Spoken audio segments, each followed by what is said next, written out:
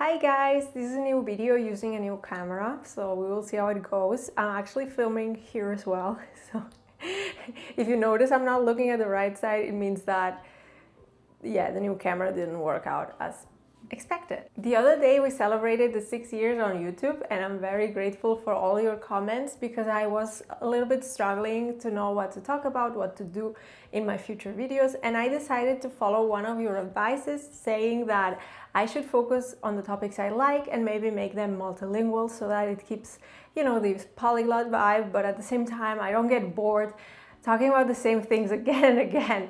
And today I'm gonna try this trend out and we will see how it goes. Looking forward to your comments. Whenever I'm not speaking English, as always, I will include subtitles. So if you're ready, let's get started.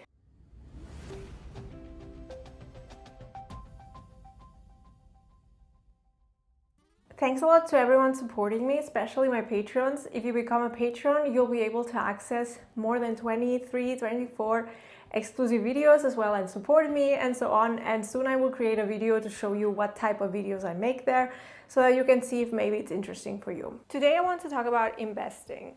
And this is not investment advice. I'm new to this as well. I've been investing for a few years and I think it's super interesting, super important if you have the chance to do so. You need to inform yourself, of course, but I feel like it was kind of a shock for me when I learned about investing and I realized, wow, nobody ever told me this. And I think this has several reasons, but one of them is that it has become easier than ever to invest, right? Like 20 years ago, it was a lot more complicated, but nowadays it's in the palm of your hands and you can do it. But you should of course inform yourself and make your own decisions. But today I just want to talk about my experience and how I see it. Moltes vegades quan parlo amb amics i sobretot amb amigues, en general penso que moltes dones doncs no inverteixen i crec que és una llàstima perquè penso que és una cosa molt important i que tampoc cal ser ric per invertir. Avui en dia pots, per exemple, tenir un pla d'estalvis i inversions de 25 euros al mes, de 50 euros al mes, no han de ser quantitats extremes. I sempre quan algú em diu no, Laura, jo no arribo a final de mes, ho entenc perfectament, tothom té les circumstàncies que té, però de vegades també és una mica una excusa i de vegades potser pots dir, mira, doncs, potser consumeixo una mica menys o consumeixo de manera més conscient i llavors tinc, doncs, potser uns 25 euros al mes per invertir. Tampoc ha de ser una gran quantitat, això ho ha de veure cadascú, fer-ho com pugui, com vulgui i penso que és una molt bona cosa i penso que és important parlar sobre invertir, si més no parlar-ne. No vol dir que tothom hagi d'invertir, qui pugui, qui vulgui que ho faci, però penso que és important parlar-ne perquè jo vaig tenir una mica aquesta sensació de, ostres, mai n'havia parlat amb ningú, mai no m'ho havia plantejat, sempre ho veia com una cosa de rics, no? De milionaris. No havia mai pensat que jo podia invertir, no? Com a persona normal de classe mitjana. I per això penso que és important parlar-ne. I res, aquesta ha sigut la part en català y ahora continuaré en un altre idioma, pero tenido los subtítulos aquí sota. También es verdad que según el país del que seas, a veces es muy difícil invertir, incluso a nivel legislativo.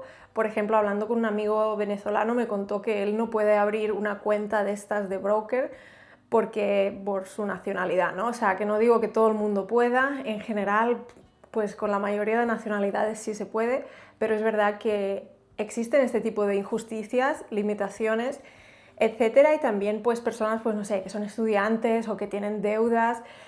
Algo que dicen muchos de estos gurús por internet es que obviamente primero si tienes deudas, pues que pagues tus deudas, ¿no? Y también lo que dicen mucho es pues tener una base por si te surge cualquier imprevisto. Es decir, si por ejemplo tú no tienes ahorros para nada, no tienes ni 100 euros ni 500 euros, entonces lo primero, el primer paso es ahorrar, o sea, ahorrar un poco para tener dinero por si te quedas sin trabajo, por lo que sea, ¿no? Porque lo que no quieres es invertir el dinero que no tienes y luego necesitarlo y a veces pues, o sea, baja y sube, ¿no? O sea, que si tú dependes de ese dinero que inviertes, es mucho más fácil que lo pierdas, porque tal vez, pues no sé, se estropea la lavadora o lo que sea, ¿no? Entonces, tienes que comprarte una nueva, eso te cuesta dinero. Y entonces, claro, lo que no recomiendan, yo tampoco recomendaría, aunque yo tampoco soy experta, es invertir lo que no tienes o invertir pues lo básico que te puede servir en caso de emergencia, en caso de perder el trabajo o lo que sea, ¿no? O sea, tener esa base, y los expertos suelen recomendar 3 meses de gastos. Entonces, 3 meses lo mínimo. Algunos pues recomiendan 6 meses de gastos, ¿no? Pues si todos los meses gastas 2.000 euros, pues idealmente pues tener 12.000 euros, por ejemplo, ahorrados, ¿no? O si dices, no, mira, yo por mi situación pues solo 3 meses, pues 6.000 euros ahorrados, ¿no? Por ejemplo, ¿no? Si esos son tus gastos. Jeg har aldrig pratet om det her på svenska, så det är lite intressant att se. Kan jag prata om pengar på svenska, så vi får se. Jag tror att det är inte så lätt kanske att börja, men man kan börja att tänka hur spenderar jag pengar? Till exempel, det är väldigt viktigt om du bor i en lägenhet som är väldigt dyrt, så det är bättre kanske att hitta ett nytt lägenhet. Kanske kostar det mycket mindre, och så kan du investera. Men om du till exempel du älskar att gå till restaurangen varje dag, du har en lägenhet som är superdyrt, du reser hela tiden, så det är klart att du kan inte kanske investera om du tjänar inte så mycket pengar och samtidigt har du mycket hobbies eller du har inte lärt dig att spara pengar. Så det är lite så att du måste titta, hur är min situation? Kan jag spara pengar varje månad eller är det väldigt svårt för mig? Och kanske måste man förändra någonting. Till exempel när vi bodde i Tyskland så hittade vi en lägenhet som var inte så dyrt och det var väldigt super för oss. Om lägenhet kostar inte så mycket pengar så är det väldigt enklare att spara pengar. Så det var för mig vad jag har lärt mig. Men det är inte bara lägenhet. Det finns också mycket folk som har en bil som kostar mycket pengar varje månad. Eller jag vet inte, som går till restaurangen varje dag och så vidare. Så, eller du kan också tjäna mycket pengar och göra allt som du vill och kan också spara. Men om du är en normal person så är det väldigt så att det är min erfarenhet att du måste titta lite, okej, vad kan jag göra för att spara lite? Det kan också hända om du hade inte så mycket pengar när du var barn. Kanske vill du köpa mycket kläder eller mycket saker, och det är viktigt att fråga sig, hej, vad jag köper, använder jag verkligen eller inte? Och varför köper jag saker? Så jag kan också prata på en annan video om minimalismus. Jag vet inte om man säger så på svenska, men då kan man lära sig, okej, vad behöver jag verkligen? Och det hjälper mycket för att spara, till exempel. A me piace molto il minimalismo perché sono una persona molto pratica e mi sono trasferita tante volte, e ogni volta quando ti trasferisci ti rendi conto, ho tante cose che non uso. E dopo, una cosa che è molto buona, secondo me, è poi vendere le cose che non usi. È molto facile adesso. Questo era molto più difficile tanti anni fa, ma adesso con l'internet è veramente facile. Per esempio, adesso ho comprato una nuova camera, sto provando la nuova camera, e se questa nuova camera va bene posso vendere la vecchia, no? E molte persone hanno tante cose in casa che sono veramente costose, ma queste persone non utilizzano queste cose, e questo oh my god, non ho parlato l'italiano tanto tempo, mi sta risultando molto difficile perché non ho parlato mai di questo tema in italiano, di risparmiare, denaro, non lo so, soldi, tutto questo, e mi sembra un esperimento anche interessante provare di parlare di queste cose, perché ho la sensazione che quando parlo italiano parlo sempre di un po' le stesse cose, no? È molto facile parlare di lingue, però non è così facile parlare una cosa come questa, e mi sembra che è una buona pratica. Si je pense à l'argent, je pense que dans notre société aujourd'hui, il y a un problème qui est qu'on voit seulement les extrêmes. On voit par exemple qu'il y a des personnes qui sont devenues super riches très jeunes Et en même temps, il y a beaucoup de gens qui n'arrivent pas à payer toutes les dépenses, etc. Et sur Internet, on voit toujours les deux extrêmes. Et je pense que ça, c'est difficile parce que, par exemple, moi, j'ai 36 ans. Et si je vois quelqu'un qui, avec 20 ans, est devenu millionnaire, ça c'est pas très motivant. Et en même temps, je peux voir qu'il y a des gens qui ont vraiment difficulté pour payer leur loyer, etc. Mais il y a beaucoup de monde qui est, je dirais, c'est peut-être pas très correct, mais normal, dans une situation plus normale, qui ont de l'argent peut-être pour faire des choses, mais qui n'arrivent pas à épargner beaucoup, mais un peu. Et je pense que si c'est ton cas, ça c'est une bonne idée de commencer à investir. Et on peut commencer à investir à soi-même. Les débuts peuvent être d'acheter un livre, par exemple, pour apprendre à être plus minimaliste et peut-être à consommer d'une façon un peu plus consciente. Et ça peut être le début pour dire d'accord, si j'arrive à consommer d'une façon un peu plus consciente, peut-être je peux épargner un peu plus. Et tout ce que je peux épargner, peut-être je peux essayer d'investir. Parce que j'ai connu des gens qui ont un travail normal, qui ont une situation normale et qui me disent « Laura, je ne peux pas quitter mon travail parce que je dépends vraiment de l'argent. Chaque mois, j'ai rien d'épargne. » Et je pense que ça, c'est assez normal. Et en même temps, je pense que c'est un problème, non? Et pour ça, je pense que c'est toujours important d'être un peu plus libre. Alors moi, si j'ai assez d'argent, je peux décider quoi faire avec ma vie. Si par exemple, je ne suis pas contente avec mon travail et j'ai des épargnes, j'ai des investissements, je suis plus libre de quitter mon travail s'il ne me plaît pas, par exemple, ou de décider de faire des choses qui sont importantes pour moi. Alors je pense que un peu l'argent te peut donner un peu de liberté d'agir d'une façon concrète, non? Et en général, si c'est possible, je pense qu'on peut toujours commencer petit à petit. Comme je disais au début, on peut dire d'accord, j'épargne tous les mois 20 euros, quelque chose comme ça. Et on commence comme ça, peut-être plus tard, on n'épargne plus, mais c'est toujours mieux que rien.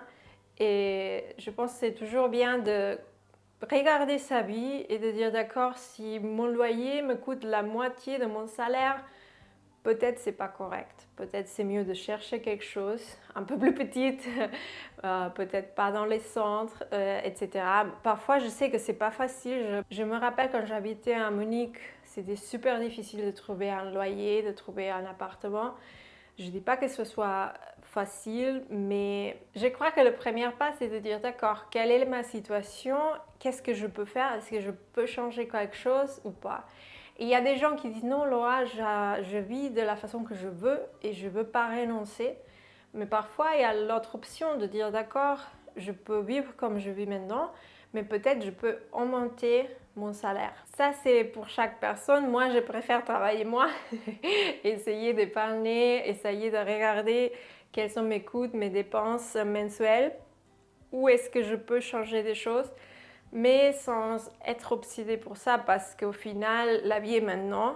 Et je pense qu'il s'agit de trouver un équilibre. Ja, also ich denke, es geht tatsächlich um ein Gleichgewicht, weil es ist tatsächlich so, dass das Leben jetzt ist. Also man kann natürlich sich kaputt sparen. Es gibt diese Extreme mit den Frugalisten. Also ich weiß nicht, ob ihr das kennt. Das finde ich super interessant. Die Frugalisten, die sind, ich würde jetzt so vereinfacht sagen, extreme Minimalisten. Und ich glaube, die sparen so um die 80% vom Gehalt.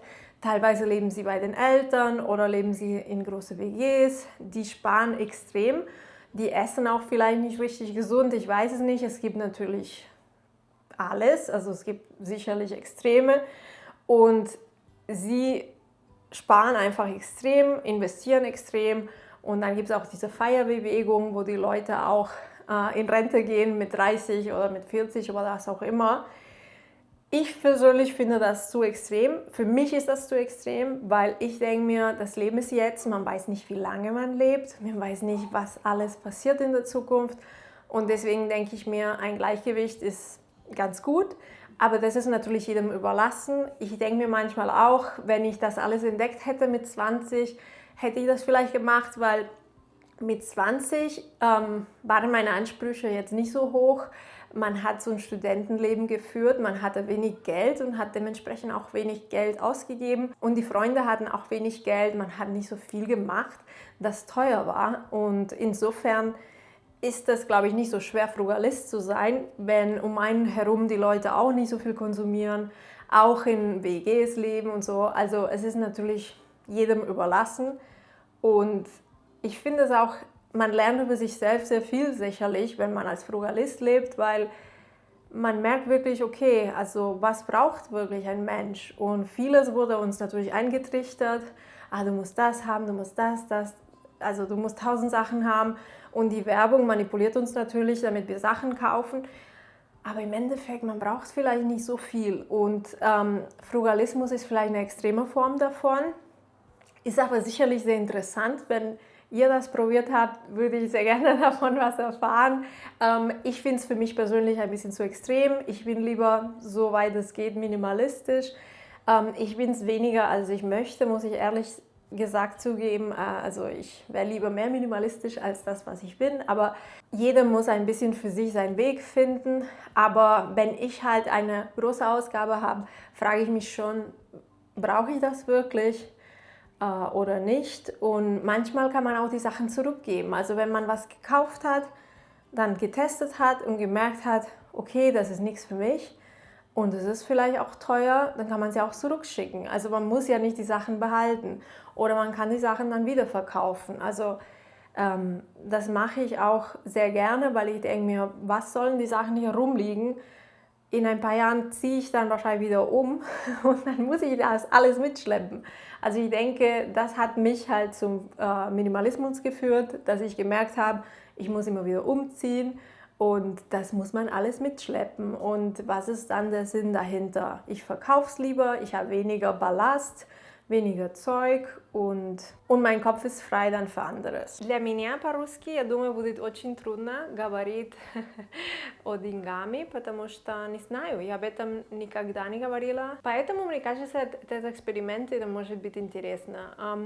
Но все равно я все уже говорила, я хочу жить минималистно, что я не хочу, что мне будет 1000 вещей, которые я не использую, потому что я люблю переехать, и потом, когда переездишь, надо все взять, и это все не имеет смысла так много вещей, мне кажется, и тоже это деньги. Я, например, предпочитаю работать 4 дня, зарабатывать меньше, но у меня более время на YouTube, например, и я могу тоже чуть-чуть экономить, чуть-чуть инвестировать. И что я люблю, это, я не знаю по-русски, но по-английски это ETFs. Я не хочу купить что-то, например, есть фирма, я не знаю, Apple. Это только одна фирма. Мы не знаем, я не очень знаю. Конечно, я могу много читать и искать информацию, это важно, но это проще, если я найду, может быть, ETF, и там много фирм внутри, значит, это не только одна фирма. Конечно, если ты знаешь, какая фирма будет очень хорошо, лучше одна фирма, но это тоже, конечно, риск. Мы не знаем, что будет, я не экономист, но, как я сказала, я просто думаю, каждый надо искать информацию и смотреть для себя, могу я ли или я не могу. Я думаю, если у тебя нет копейка, лучше экономить чуть-чуть, потому что всегда что-то может быть. Например, ты можешь потерять работу, может быть, будет что-то сломано и надо что-то новое купить. Иногда не можешь говорить, я минималист, потому что стиральная машина надо, например. Но не знаю, это у каждого по-другому, конечно. Но если у тебя чуть-чуть каждый месяц, я думаю, это хорошо, и просто об этом думать. Есть книга, называется, я думаю, Rich Dad, Poor Dad. Это я читала много лет назад, когда я начинала. Тоже по-немецки есть Мадам Монипенни. Есть много материалов по интернету, и надо всегда смотреть, кто хочет. Потому что иногда они хотят тебе преподавать что-то, да, это поэтому может быть опасно, поэтому вначале может быть какая-то книга, минимализм может быть тоже интересно, чтобы понимать, почему я так много денег трачу, потому что это тоже, как мы учили, например, я чувствую себя плохо, я куплю себе что-то, да. Лучше, может быть, не купить что-то и смотреть, может быть, у меня полно уже, не надо купить что-то, может быть, мне надо гулять или заниматься спортом, или, не знаю, читать о философии. Можно так много делать, просто не надо всегда только купить. И вокруг нас так много рекламов, поэтому я не говорю, ха-ха, ты много купишь. Это так сделано в нашей системе, да, что они хотят, что мы купим много, потому что мы хотим, я буду молодая, я буду выглядеть лучше или буду успешная. Нет, ты будешь просто тратить деньги. Это как я вижу ситуацию. Но, может быть, я тоже не права. Это было бы супер, если ты можешь писать комментарий, и мы увидимся скоро. I think I spoke all my languages. It was super interesting for me because I struggled a little bit to talk about this topic in certain languages. Like, I never talked about this in Swedish, Italian, or Russian, so I struggled, but I think it's a good thing because I don't want to only use my languages to talk about things I'm really good at. I want to challenge myself and try to talk about topics that interest me. So maybe the next topic will be, I don't know, the universe or something like this. You know, I love all these things about the universe, even though I'm not an expert. I'm also not an expert on investments, but I just felt like it's an interesting topic, and I feel like we don't talk about it enough. We always think it's for millionaires, and nowadays there are a lot of tools, there are a lot of apps. We need to inform ourselves and maybe start with safer bets like ETFs and not just one single stock that might crash or might not crash. But it's like a very individual decision. I'm just glad I started, and I'm planning to continue. And yeah, I hope you're doing fine, and I hope you like this new style of video, and I hope that the new camera is working well so that I can sell my old camera. Yeah. Bye bye.